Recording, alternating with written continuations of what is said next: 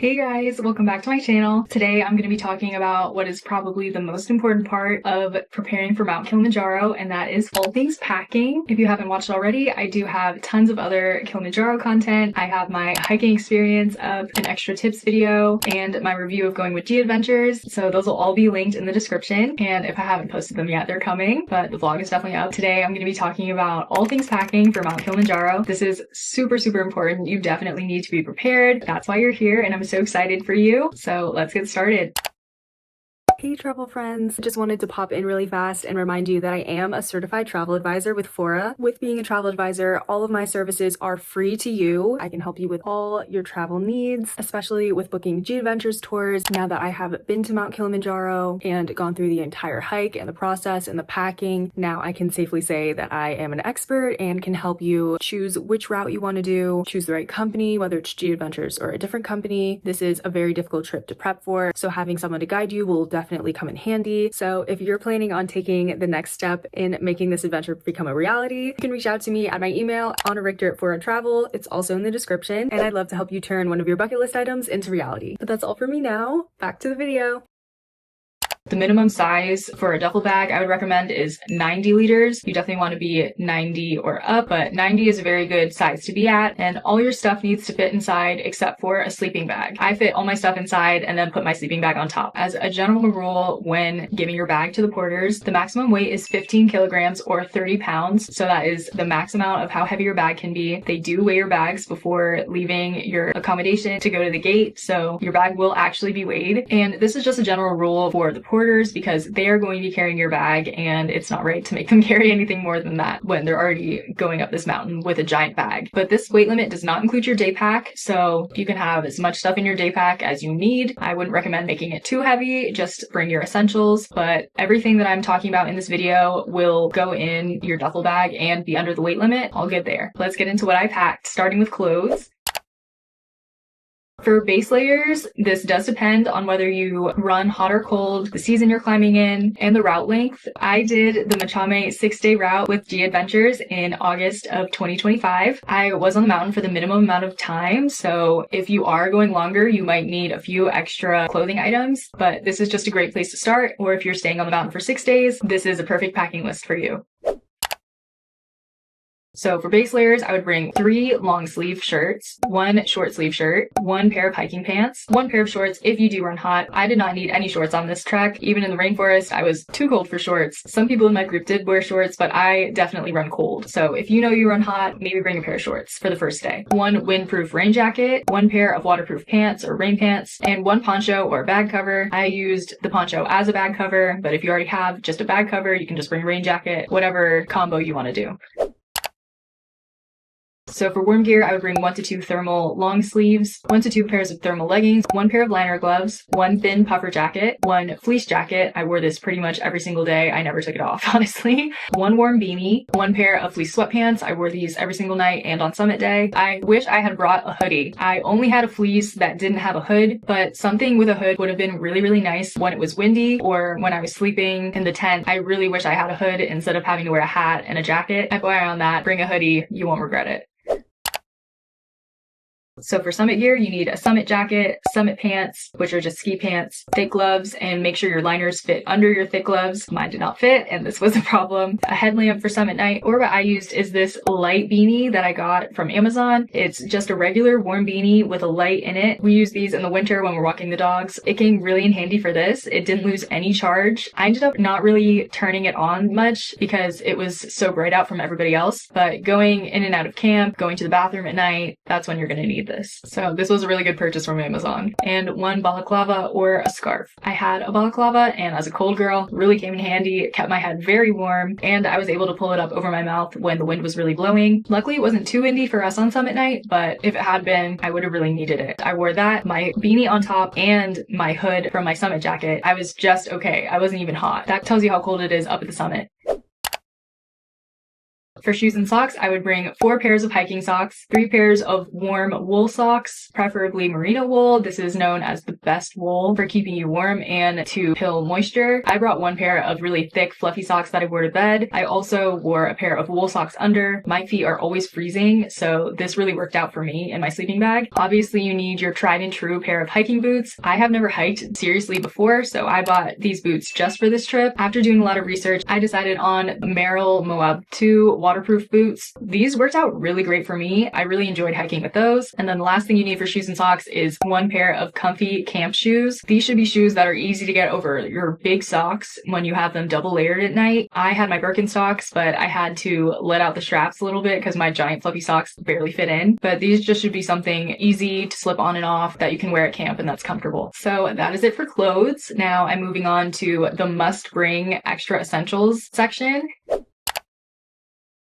So for must bring, you need to have good sunglasses that will filter out the UV light, preferably with peripheral coverage. The sun is a lot more intense when you're on the mountain, and as you go higher and higher, it will be stronger. At the top, people have suffered from snow blindness if they haven't had their sunglasses because there is snow at the summit. Just be wary of that. Definitely have good sunglasses that you can rely on. The next extra essential is an Nalgene water bottle or any water bottle that has a top like this that you can just drink out of and that doesn't have a top that you would have to clean constantly. This is an essential for when you need to brush your teeth or on summit night when your camelback freezes and you can't drink out of it. Speaking of, the next essential is a camelback. You need to have this when you hike. You wouldn't want to have to whip out your water bottle every single time, and it can carry a lot more water than your water bottle can. So definitely have a camelback or unbranded water bladder.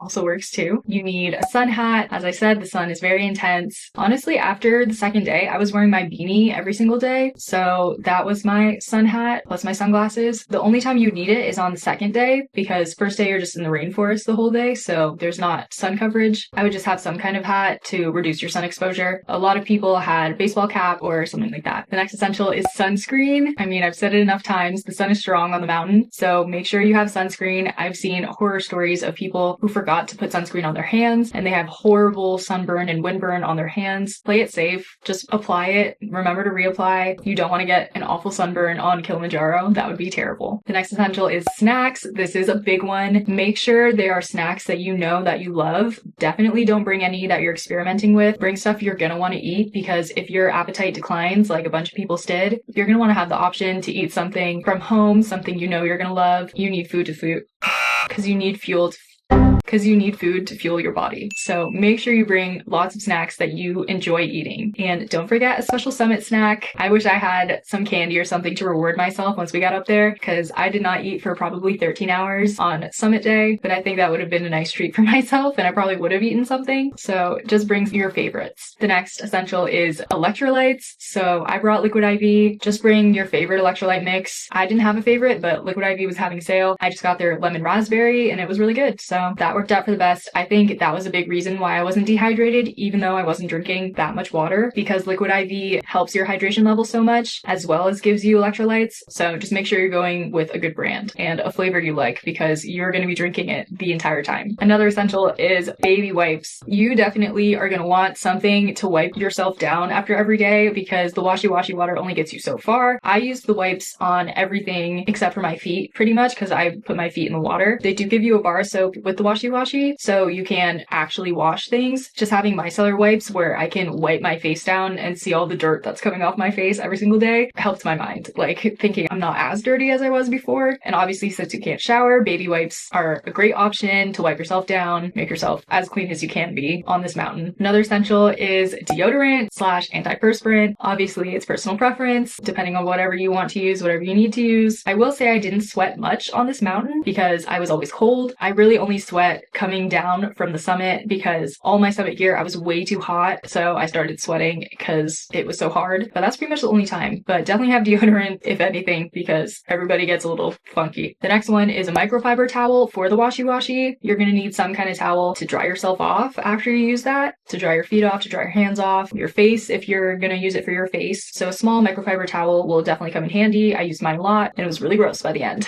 Portable charger is definitely one of the biggest for us in these these modern times. Definitely have enough batteries. Luckily, my brother came with me, so he had 2 big batteries. They were a little expensive, but they held charge the entire time, and he wasn't sleeping with them and keeping them warm at all. And they held charge, so that was pretty amazing. My tiny battery lost its power in 1 charge. I forgot to sleep with it the first night, so I'm not sure if that played into it, but this only lasted 1 charge for my phone, so that was pretty disappointing. But bring a reliable battery for sure, because you're going to want to document your entire trip having Mount Kilimanjaro. And if you couldn't take pictures of the summit, that would be really sad just because your phone died. So my last essential is your e-visa. For the US, it is required for you to get an e-visa. Not sure about other countries, but definitely required for us. You're required to get the multi-entry. The single entry is not available for us for some reason, so it is a fee of $100. If you see anything more than that, it's not the right website. Go to the official Tanzanian website. And if you have any questions on that, feel free to message me at Anna Richter or comment down below. But the visa process was pretty fast. The payment link was just a little weird when I paid with card, but just give it some time and it'll probably go through. Okay, now these are just optional extras.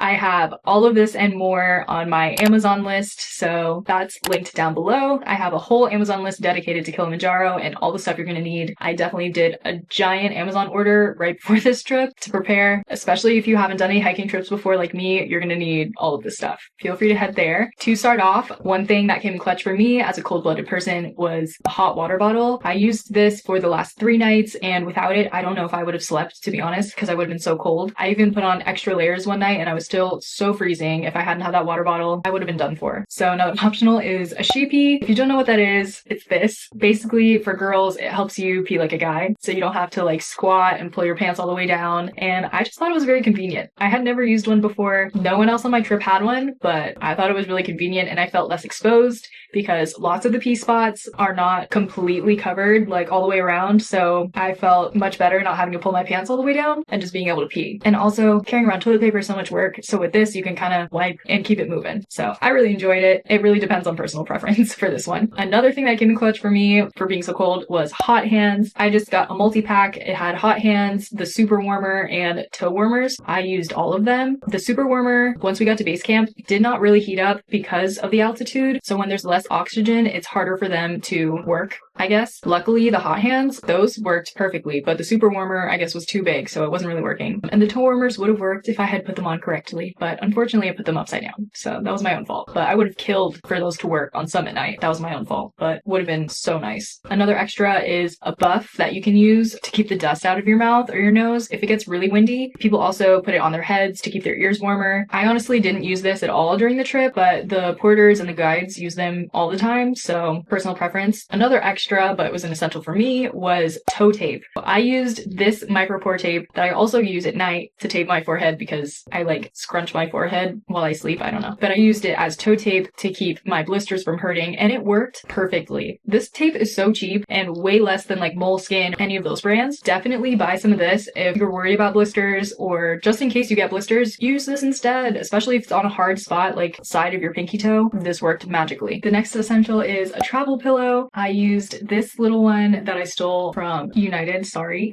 but it's a really nice pillow. It's like memory foam. It's the perfect size. It's small. It was honestly really great for me to have something to put my head on inside of a sleeping bag that wasn't like a jacket. So if you have anything like this, I also have one in my Amazon list. A pillow is definitely something great to have, and I think I slept so well because I had it, plus a hot water bottle, of course. The next essential is hair ties. It's super windy. Keeping your hair up out of your face, you're gonna need it. Keeping my hair in braids was the easiest for me, especially when your hair starts to get a little oily, but luckily it wasn't so hot that like your scalp's sweating, so it shouldn't get oily too fast. So for summit night, I brought string earbuds back to the OG with the dongle. If you still have a phone that the dongle works, luckily I do. This is how I listen to music the whole time, because if you're using your AirPods with Bluetooth, it runs your battery down way faster. I listened to music for like 8 hours and my phone was only at like 83%. So back to the days where we didn't use Bluetooth, but this kept me hyped for like a few hours. And if I didn't have music, I honestly don't know if I would have summited. I really needed it to keep me motivated. So another extra you could bring is a nice camera. You should bring some way to document this trip because it's probably once in a lifetime. So whether that's a journal, a camera, you know, vlogging, any kind of way that you want to document it, bring something, because once you get off the mountain, you're honestly gonna forget. And it's scary and crazy to say, but I can't remember the exact way I was feeling during summit night even though I remember it was awful. I can't remember. My brother brought his really nice camera with his smaller lens lens, so it was less heavy. And he got really great pictures of the landscape, of us on the mountain. So bring some way to document the good and the bad, because this trip is truly once in a lifetime. Something that I definitely needed was moisturizer. The air is very, very dry on the mountain, so my skin was so dry. I was very glad that I brought a good amount of moisturizer because I needed it everywhere, on my face, on my neck, on my hands. Any skin that was exposed got pretty dry, so definitely bring a thick moisturizer. And going off of that, definitely bring a good chapstick, because your lips will definitely get chapped being exposed to all the elements, especially when you go up to the summit. My nose got really raw during the summit because it was running the entire time, and after wiping it so much, it got so chapped and raw. Luckily, my chapstick technically is like a full body stick or whatever, so it can be used anywhere, and I definitely saved my nose because it hurts so much. So just bring a good moisturizing lip balm. For the girlies, bring extra liners, pads, tampons, whatever you use, because you could get your period unexpectedly. I talked about this in my tips video, but the altitude does affect our cycles somehow. Luckily, I didn't experience this, and I'm not sure if anybody else on my tour did, but it would really suck to get your period during this experience because, oh, that would be a nightmare. I don't even want to think about it. But in case it happens, you want to be prepared. You want to have your stuff. Bring extra just in case. I also brought extra little trash bags, and instead of just trash bags, I brought a roll of like dog poop bags. They were the perfect size and perfect packaging. I ended up only using a few, but these worked great as trash bags. There is a community trash bag during camp, but while you're hiking or if you're just in your tent, it's just easier to have something like that. Another extra is tissues, so definitely bring a small tissue pack. I told you my nose was running. I wish I had these because it was brutal. Also, if you're a girl, you can use it as toilet paper if you need to, so definitely bring a small travel pack of tissues. And if you're not going to take Diamox for some reason, even though I totally recommend taking Diamox, I got these altitude sickness patches off of Amazon. We didn't end up needing them at all, but I had them just in case. They're supposed to be all natural, so if you don't want to take medication, apparently this helps you acclimatize. This is another option if for some reason you don't want to take the Diamox. That was all for extra essentials. Now I'm quickly going to touch on what G Adventures has available for rent and what I rented from them, because this has to do with packing.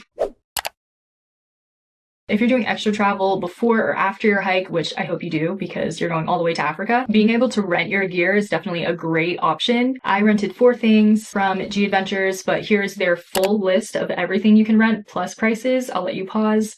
So I rented a sleeping bag, hiking poles, summit pants, which were basically ski pants, and I went in on a toilet with 3 other people. So we got the mobile toilet. What's already included in the G Adventures price is a sleeping pad, your tent, all meals, all water, but the toilet should be included. I honestly cannot believe that it isn't. And I honestly think a sleeping bag should be included as well. But anyway, not having to pack a sleeping bag was definitely a great option, but they have everything available to rent, and it's not too expensive, to be quite honest. If you are doing extra travel, renting is a really good way to not have to overpack. And anything you're not taking up the mountain, we stored at our hotel. It was totally safe and secure. I got everything back. Nothing was touched. So they do have a storage option available. Pretty much everybody used it because we're not taking everything up the mountain. Nobody should. So that is what you're going to do with your other stuff if you're not using it. Okay, now I'm going to touch on medicine for the last section.